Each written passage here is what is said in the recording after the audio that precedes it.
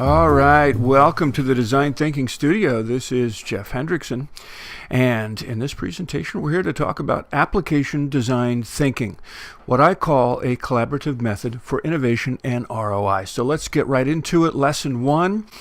Let's talk about the problem that I find with traditional application design projects. They generally tend to look like this, right? Everything is tech heavy. People is almost an afterthought. The users are almost an afterthought.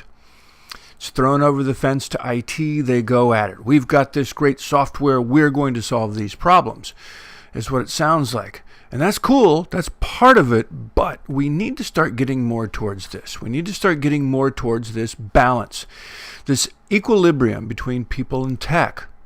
The investment that you make in tech has to be balanced out by people, because people are going to use that tech to make the differences in the company. Now, this also means that we'll have more of this type of a balance between creativity and logic. I always kind of look at logic as the engineering aspect, the tech aspect, right? The creativity aspect is the people aspect. And I'll have people look at me when I'm working with them in teams or giving presentations, and they'll say things to me like, Jeff, I don't have a creative bone in my body, but you know what?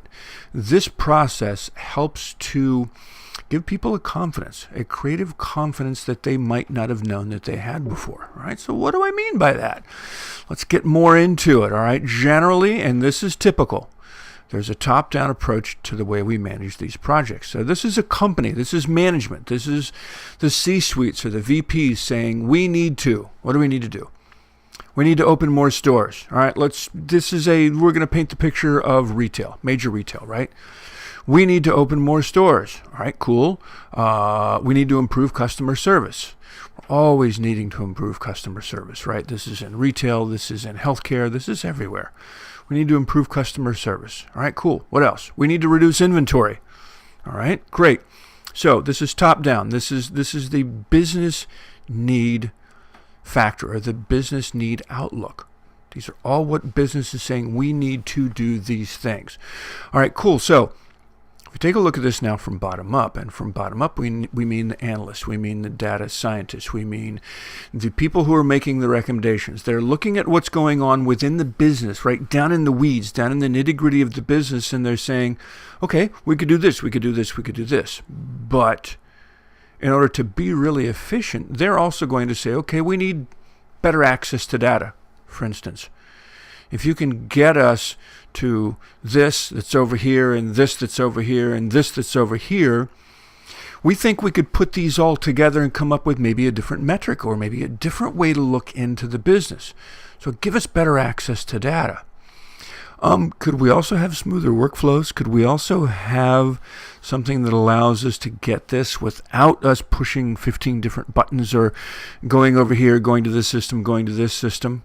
Could we have smoother workflows? You know, what we're really talking about is the right application, right? The right application has the smoother workflows. The right application gives access to data from a variety of different sources. So this is bottom up. We need, right? When top down and when bottom up meet, this is what I call the sweet spot. This is that middle part. This is where management has said, okay, we understand what you're doing with this design thinking thing. We understand how this is going to improve the user experience. So we're going to support this, right? Because we understand that improved UX means more productivity. If we support this and if we allow for these types of projects to happen, and believe me, it comes down to this. It really does come down to this, where management has to get this, right? Improved UX is always going to improve productivity, and it's always going to improve ROI. Because what we're going to take a look at here in just a second in a little bit different way is how projects fail, but how projects can get much better. So let's move into that. Let's take a look at it on a quadrant chart with collaboration across the bottom, left to right, adoption and ROI getting better as you go to the top. So bottom left, right? And we know, because we've seen Gartner charts, that bottom left is not where you want to be. You want to be top right. So let's build towards that. So bottom left, traditionally, typically, and I've seen this, I've also seen it moving out, but IT is the owner. There really is no collaboration. This is strictly top-down, traditional project management, top-down. Management says, we need this. IT says, okay, we'll build it. And that's the further it gets. But now how about if we get this? And we've been seeing this out there as well, where business is the owner. There's a little bit of collaboration. We're starting to get there, because now business has to come to IT and say, okay, guys, you've got this data, you've got this hardware that can run this software. How do we do this? So we start collaborating a little bit. So now we're starting more from the bottom up.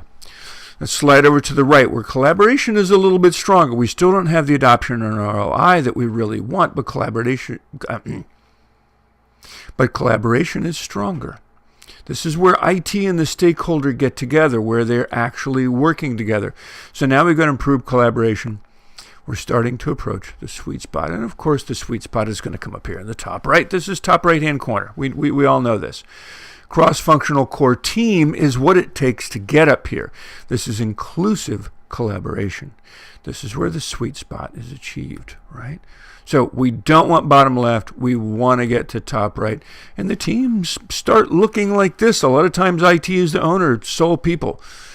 Business, we start collaborating a little bit. Then bottom right, IT and stakeholder, we start collaborating a little bit more. And then up top, we've actually got this full team, this full collaboration team. So this is the way we want to move. Let's look at it from one more different perspective to give you a little bit more of a feel for this. Let's look at this where innovation is now left-hand side, and innovation is going to go up, right? So here we've got stagnation. Here we know really nothing happens. We can't be down here in modern business today. This is death.